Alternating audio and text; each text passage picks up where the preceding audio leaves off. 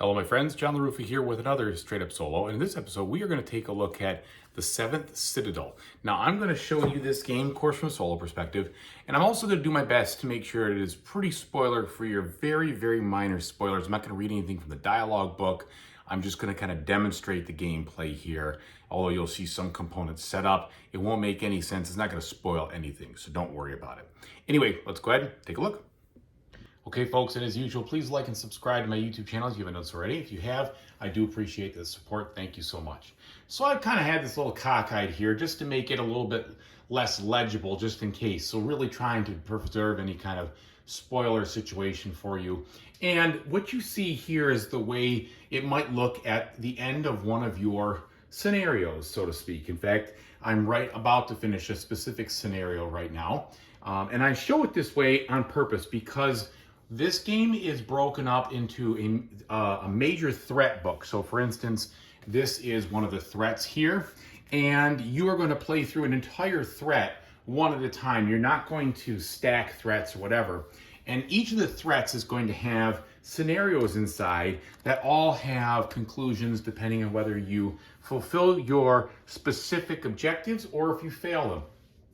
And if you fail them, you don't necessarily lose, so to speak, but the outcome isn't as good as if you succeed in what you're doing. And all of the scenarios and such have different things going on for them, and they're very narrative and story-based.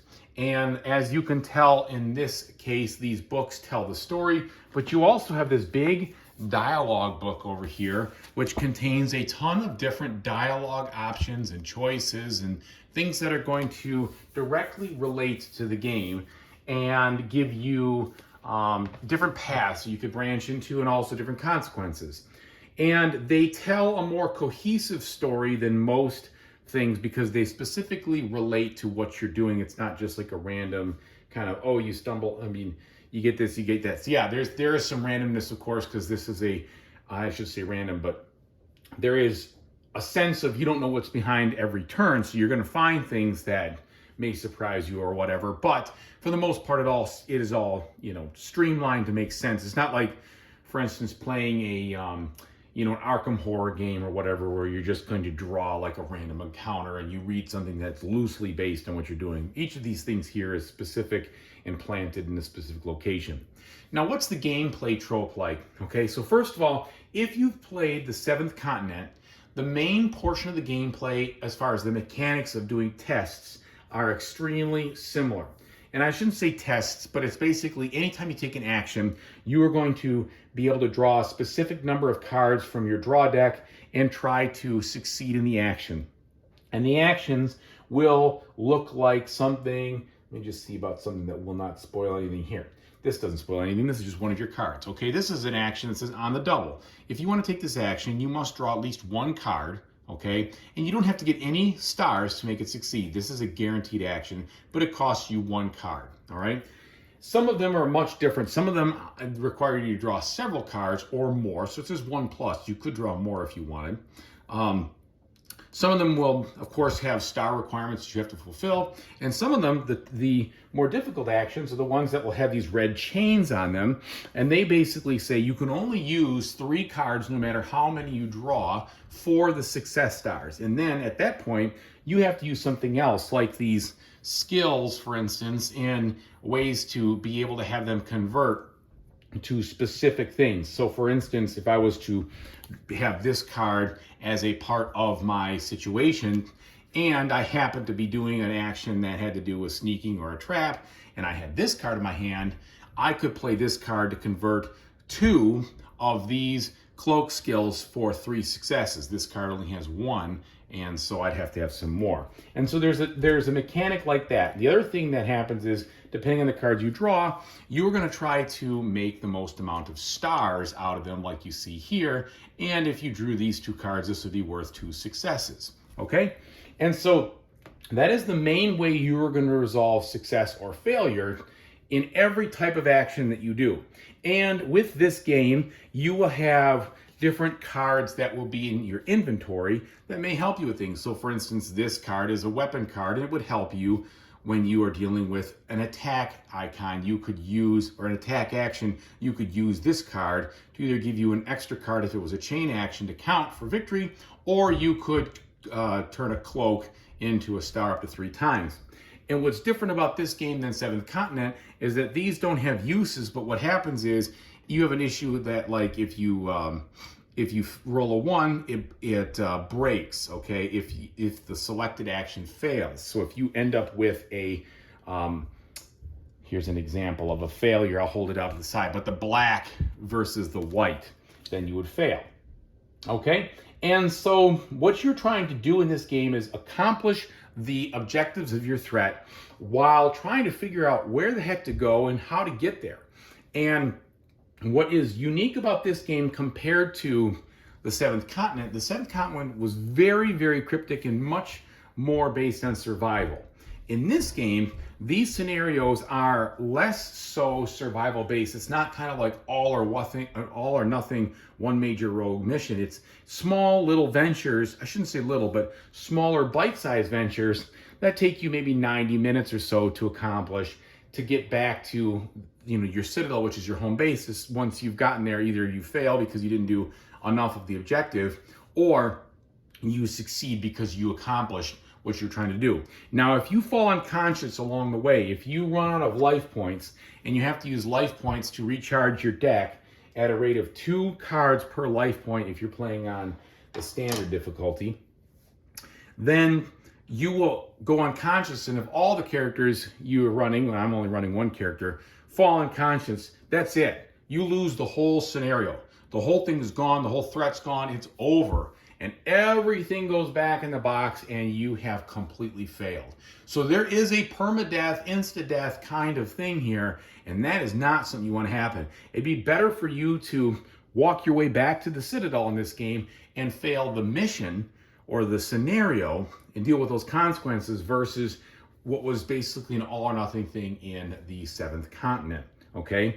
Now, the other thing that you have here is a persistent leaflet, which has all sorts of stuff. So you have these different tracks that you're taking a look at with that handle your production, your defense, your knowledge, and your influence that goes into the Citadel.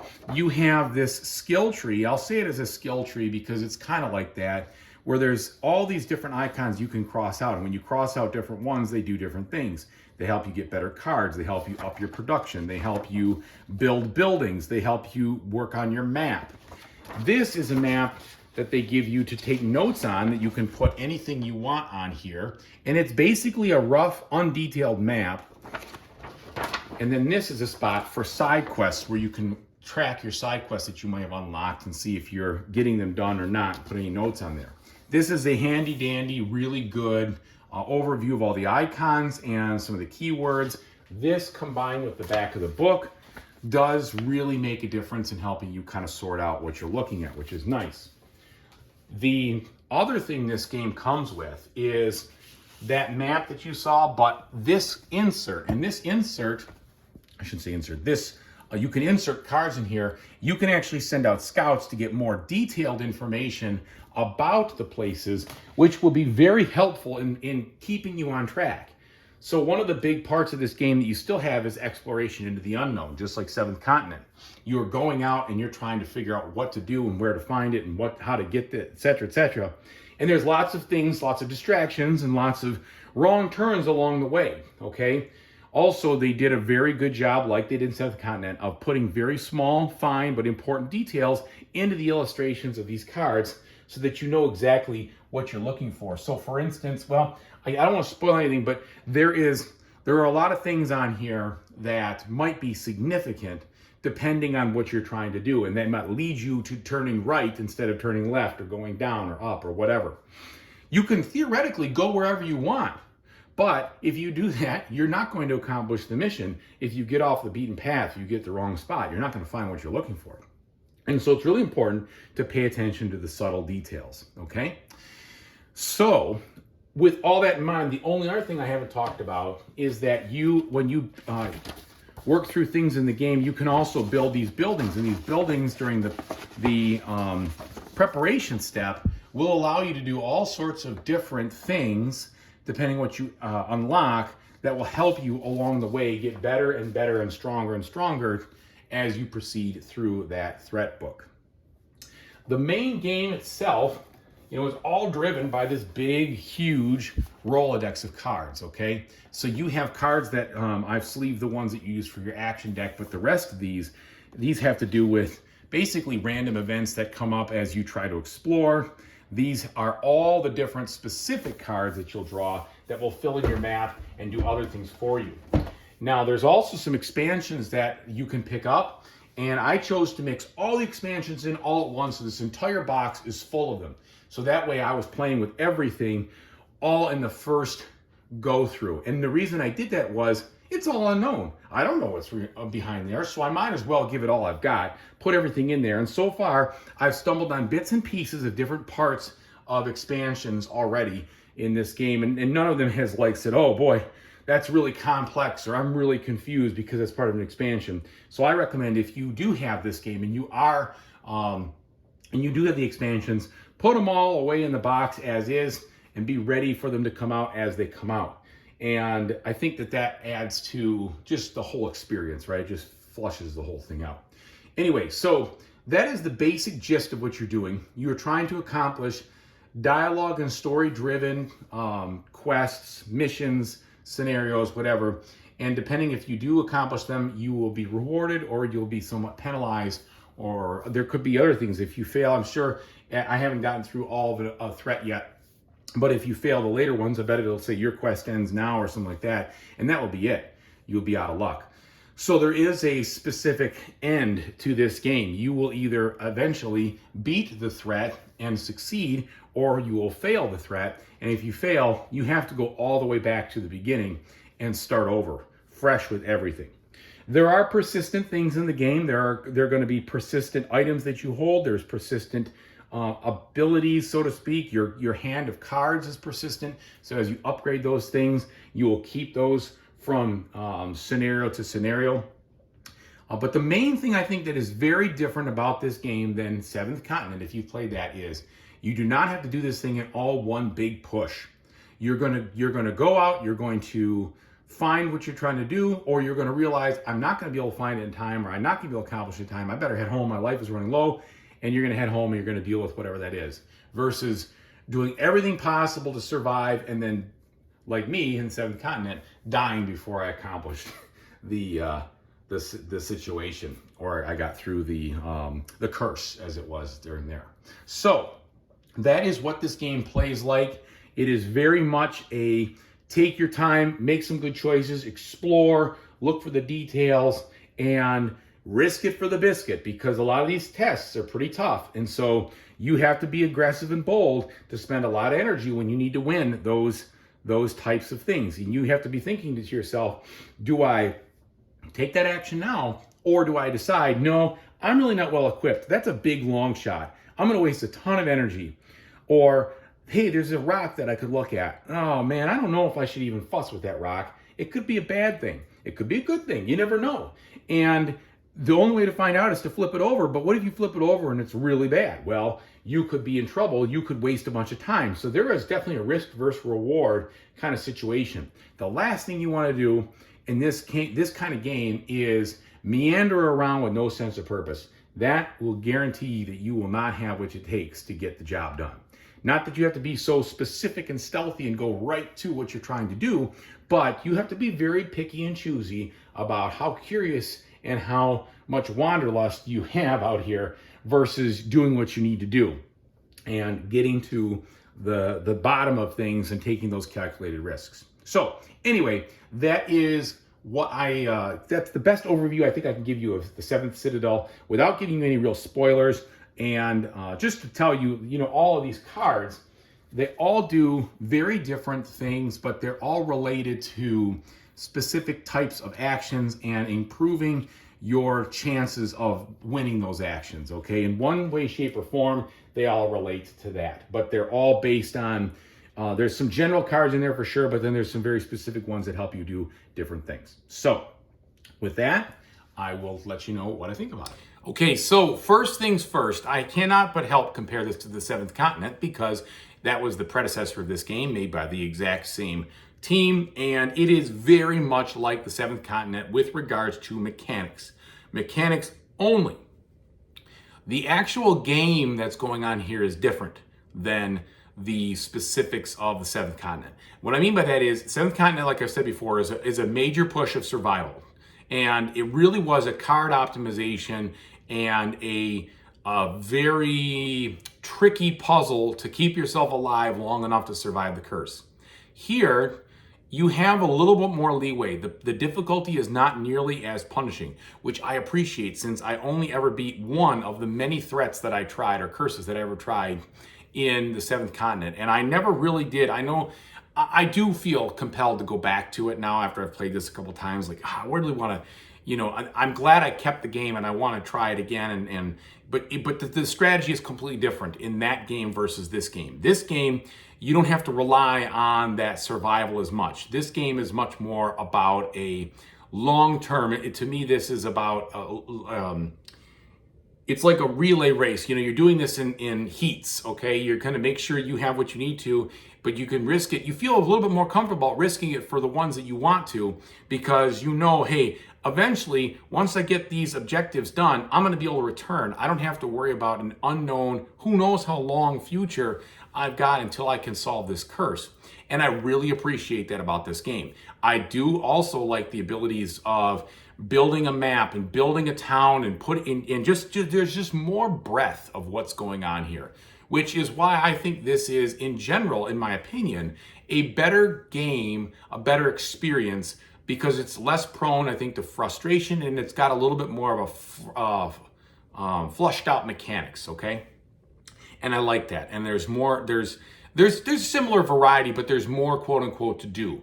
All right. Now, in the other one, it almost seems a little bit more life and death, so to speak. Here, you're going to be taking things in stages. And I think that is the biggest thing that is different, and also a very welcome change for me, because I feel like I can be a little more calculating about what I'm doing, since I have an idea of when it's going to end. And I really appreciate that. The leveling system is still here. What I mean by leveling is, you're basically you get cards for doing good stuff that you want to, and those cards can then get you unlocks in that skill tree, and those things then can help you build a town, help you map things out, help you improve your deck, a lot of that stuff, which is cool. And I also really like the life point system, where you have a smaller deck than you did. It's not 50, I think it was like 54, 55 cards. In the other one here, it starts around 20 to 25. 20. It starts at 20, and you can get bigger as you add more cards to it.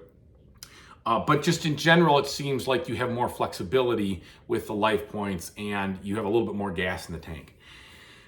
I'm sure you could play this with multiple people, and I think that'd be fine, but I think it is totally a solo game, as far as you do not miss out with any of the stuff going on. I mean, controlling one character is plenty. You had to control, I think you kind of felt like you should control more than one character in the Seventh Continent because of some of the movement things and other things here. Sometimes that was the case. It is not the case here. They still have the mechanics where if you move on to a spot where someone else is, you don't have to pay that terrain cost, and so you have to draw less cards. And so that's sort of still there, but I just feel like with the way this one goes, it's much easier to play a single character and be in good shape. And there are 4 characters in the main box. I don't think there are any other characters in the expansion. I don't see any more. So you do have 4 different characters to explore, which have slightly different starting decks. But for the most part, this is a game that's going to reward people who like a very open, very long, very deep experience with regards to lore and really getting into things. I mean, they have a soundtrack you can listen to while you're playing it. The artwork is phenomenal. It's really, really good. The writing has been very good so far. I haven't found it cheesy or silly. It seems to be very thematic, very focused. And just in general, this is a very high quality product. So if you like this type of thing, you're going to be right at home. If you really like Seventh Continent, I think you're going to really like Seven Citadels. If you did not like Seventh Continent at all, you probably won't like this unless you just didn't like it because you kept dying in the survival. This provides an alternative to that. However, the same mechanics of success, the same card drawing mechanics are very, very similar here with the stars. There's a little bit difference in the icons, difference in the way that the inventory is handled. And I think it's better than crafting the other stuff. I actually like it better. But it's different. It feels different on purpose. The other one felt like a survival game. Here, this feels more like an adventure game. So I think that's good that there is a difference. Either way, I'm very happy I have it. I'm very glad, and I'm really looking forward to continuing to play it. It still has the save mechanics, so you can save, but you're only allowed to ever save once between in the scenarios, which I think is plenty, to be honest. I mean, it's not that restrictive, where I think that you needed to save a lot to kind of game the system to replenish certain things in Seventh Continent. Here, when you save, yeah, there's cards that come back out of the discard and such that you haven't banished that could come back up again. But you saw how many cards I had on the table there, at least in the beginning scenarios. You're not going really, really far distances. So you could definitely sit down, play a full scenario, get to a conclusion in a reasonable time, and be done. And then it resets at the scenario point too, which is good. So either way, I really hope this was informative. I hope it helps you figure out, is this something that you want to invest in? Because it's an investment. This is not a cheap game by any means. And especially if you chase after the expansion content and such like that, you're going to get, the price tag's going to ratchet up. But I think for those people who like this sort of thing, this will pay off in spades. It's very immersive, and it's very interesting and very unique. So I really like that kind of thing, and I'm happy that I was finally able to get a copy from a Kickstarter that went long time ago. And so thank you so much for watching. I really appreciate it. Whatever you decide in the future, I always say, I hope you have a very fantastic time doing it. Take it easy, everybody.